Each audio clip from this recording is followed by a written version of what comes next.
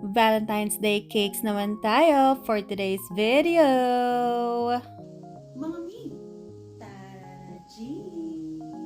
Kahit napakaraming ganap sa buhay ko ngayon, hindi ko na lang din naisip na i-cancel yung mga pa-orders ko dahil syempre madami din ang umaasa sa mga gawa ko lalo na't halos lahat ito ay pangregalo. Amazing! Share ko lang itong mga ginawa natin or mga in-offer natin ngayong Valentine's Day. Pwede nyo rin itong i-save para sa future references ninyo. Itong unang set natin ay mga premium chocolate cake balls. 8 pieces yan. 7 na nakapaikot tapos yung nasa gitna niya is heart shape. Gumamit lang tayo ng heart shape na cutter para ma-achieve natin yan. And yung design naman, random lang yan. Tapos sinulatan lang natin na word na hugs. Yung gitna nung ating red na shape na chocolate cake balls.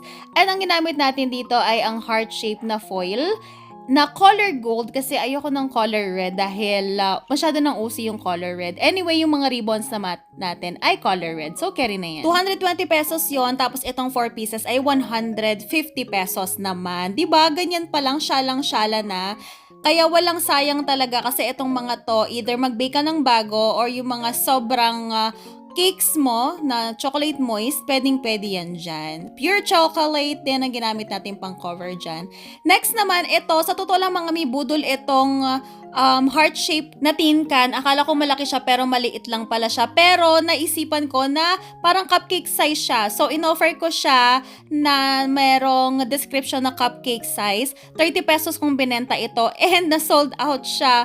Kasi noong una akala ko wala na to, pang display na lang to dito sa bahay. Pero ayun, nabenta siya, naubos silang lahat. So, carry boom boom, maganda rin to pang benta sa mga estudyante sa mga elementary at high school, di ba? Hindi ako sigurado kung pwedeng ipasok sa oven ito. So, nag-bake na lang ako ng rectangle. Tapos, ginamit ko rin yan pang cut ng mga hearts natin. And then, pinasok na lang din natin. Tapos, nilagyan natin siya ng icing. Red velvet din yung flavor nun, kagaya netong sa malalaking foil heart na shape pan natin. Ayan, ito, rekta ito, na binig natin sa oven. Red velvet yan, cream cheese filling yung nilalagay natin. And then, naglagay tayo ng cake crumbs na red velvet din. At ito, acrylic na Happy Valentine's Day topper. Tapos, nalagyan lang natin siya ng white icing na border para mas maganda siyang tingnan. 30 pesos ang benta natin dun sa maliit na heart and then 300 naman dun sa malaki. Ito naman cupcakes, solo cupcakes itong mga to na meron ding acrylic topper na Happy Valentine's Day and mga mini hearts na sprinkles. Ang benta natin dito is 50 pesos since maramihan naman siya. Pero normally kapag ka mga solo cupcakes, 60 pesos ang benta ko dyan. Ayan, di ba ang ganda niya? Red velvet din yan mga mi and then yung pinili kong cupcake box dito is yung vintage pink floral design. Para naman maiba. Next naman itong susunod na ating ino-offer is ang ating cupcake bouquet. Choco Moist ang flavor, 6 pieces ang ating mga cupcakes. And then, pink and red ang napili nating color this time. Tapos, lahat dyan is icing, pati yung stem and yung leaves. And then, meron niyang red na ribbon dun sa may bandang baba ng stem. Mamaya makikita nyo siya. Ang presyo nun is 250. Tapos, ito naman, ang tawag ko dito is bento bear. So, bento siya. Tapos, meron siyang keychain na bear. 450 pesos ang aking offer dyan.